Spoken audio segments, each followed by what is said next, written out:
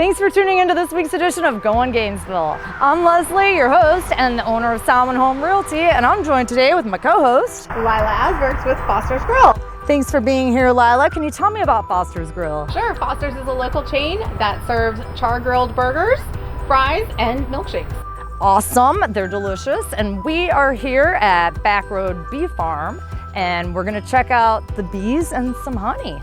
You wanna do it? Yeah, I'm excited. Alrighty.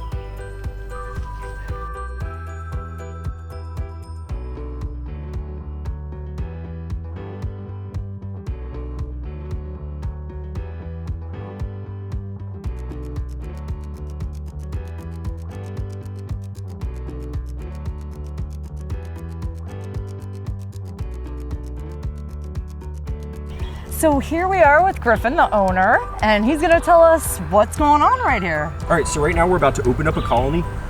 This is an observation colony. It's a horizontal colony. What we're about to do is blast a little bit of smoke in there. What would you think if you had a blast of smoke come in your door? I'd run. I think the house was on fire. So imagine if your house was made of beeswax. It takes about 8 pounds of honey to make 1 pound of beeswax. It's why beeswax candles burn so efficiently. They're full of calories. And so what we're doing is making them think that their home is on fire. This serves 2 purposes. It's going to cause them to go into a different kind of mindset where their chemical signals are going to be disrupted. They're not going to know we're sort of interrupting, which is what we're about to do. And then the second part of this is that the honeybee has 3 stomachs, and when each of its stomachs become full of honey, as they are filling up on it, the stinger itself is actually going to be pushed against the back of their abdominal wall, and that's going to make it harder for them to sting. So to have a hive like if you're at home, do you have to become certified for it at all? You don't. I would definitely encourage you to take a class. If you don't have a local beekeepers association, most counties do. You can get in touch with the Virginia State Beekeepers Association, the Eastern Apiculture Society, the American Bee Federation. There are a lot of great organizations out there that will give you some basic training. Beekeeping has changed a lot over the last 10 or 20 years, even since I started 19 years ago.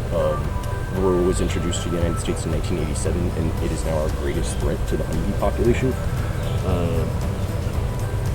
In the last decade, Virginia's average overwinter rate was 60%, so that means beekeepers were only keeping about 60% of their bees through winter.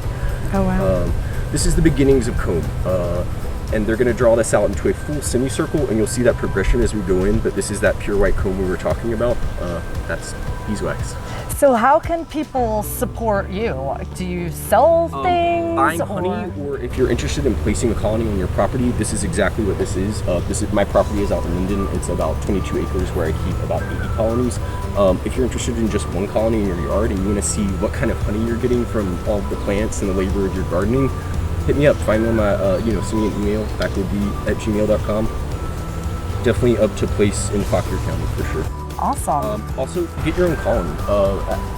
It's probably about 10 years ago. There's a lot of quotes to remember, but when varroa mites and bees started to kind of make the news that colonies were collapsing, a pretty famous beekeeper said the future of beekeeping won't be 1 beekeeper with 100 colonies. It will be 100 beekeepers with 1 colony, and I'm 100% on board with that. I think backyard beekeeping is the way to go. So, on this frame, you're seeing all worker bees. They're all female, and they're starting to store pollen.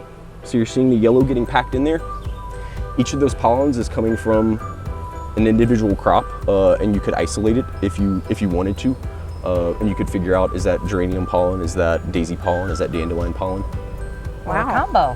And at the top of this frame is what we all know bees for, capped honey. So honey is nectar, and they're evaporating water out of it all summer, and Northern Virginia is pretty darn humid, so they're working really hard to evaporate that water.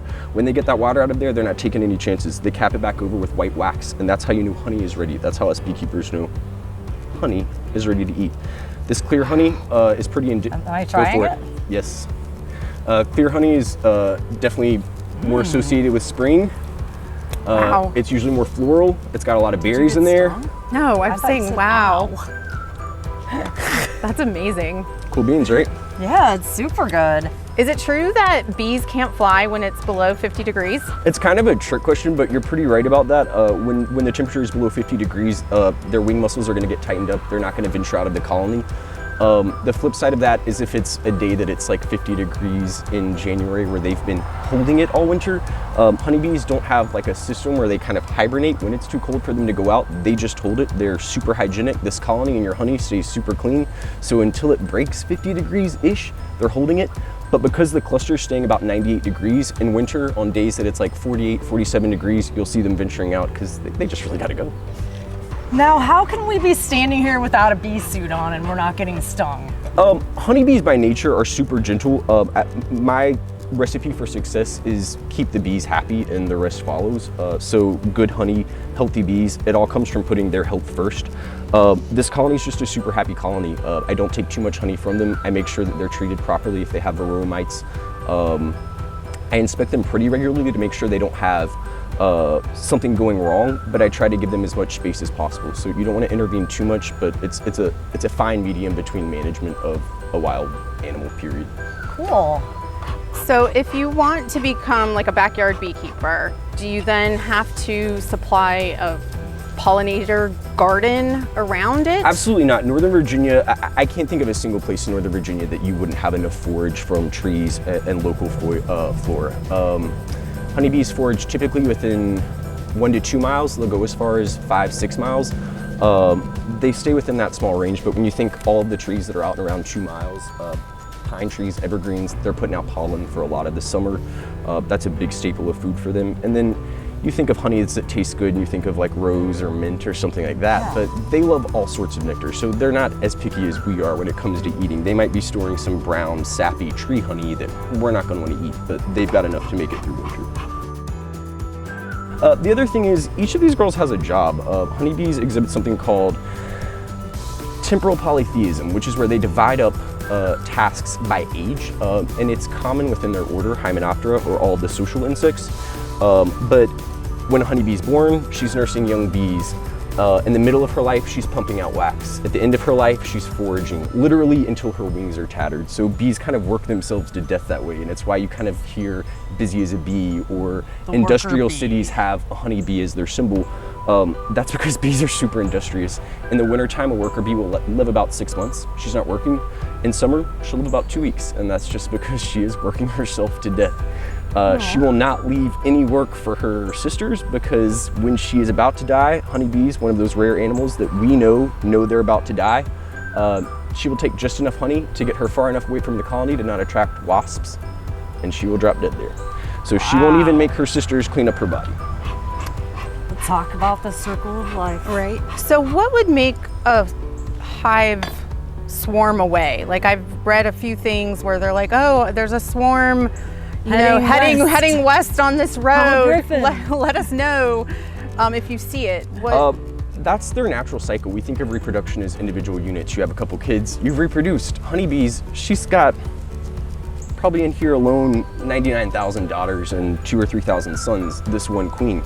This isn't gonna cut it. She needs an entire another colony to recreate her gene line and to actually pass down, that evolutionary recipe. So every spring when they think, hey, we're about ready, they're matured, they've overwintered, the bees themselves are gonna make a new queen cell despite their laying queen's best wishes, usually. What makes one a queen? How do they decide? So on this frame right here, you're seeing some capped brood and pollen. As soon as an egg is hatched, it needs to be fed royal jelly. So you've seen that in a lot of beauty products. Royal jelly essentially is a lot of enzymes from the mandible of the honeybee itself, and then nectar and pollen that have been mixed together. The enzymes that they add boost a lot of estrogen. So whereas a worker bee is gonna have a stinger, a queen bee who's been eating this royal jelly for her entire development, which is about 16 days, she's gonna grow massive ovaries. That's gonna give her the ability to lay 2,000 eggs a day. And that's what makes one a queen. Yeah, so there's some nectar in there that's not capped yet, and then up here they've capped it over, and then they've got pollen in here, and then that's their brood. Everyone wants some honey, and everyone wants to see the queen. We're gonna pull her out really slowly. At her height, she's laying around 2,500 to 3,000 eggs a day. She's on a fresh frame, so she's laying it up. There she is on the bottom towards my right side. And she's actually hates being in the light. She's one of the few bees that will never leave the colony. And because of that, the light is super jarring to her. So you'll see her kind of trying to make a run for it. Has she moved? Yeah, she's heading up top. Oh, sorry. Heading due west. Ah, there we go. So there she is. Oregon.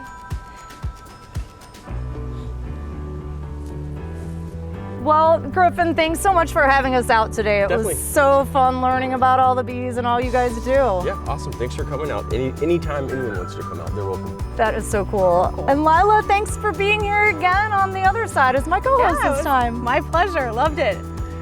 And thank you for tuning into this week's edition of Going Gainesville, because we're going Gainesville. And so are you.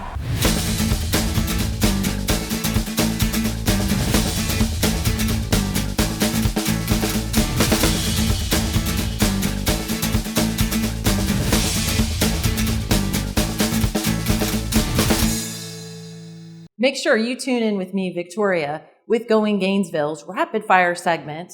Please don't forget to subscribe to our YouTube channel. Hope to see you soon.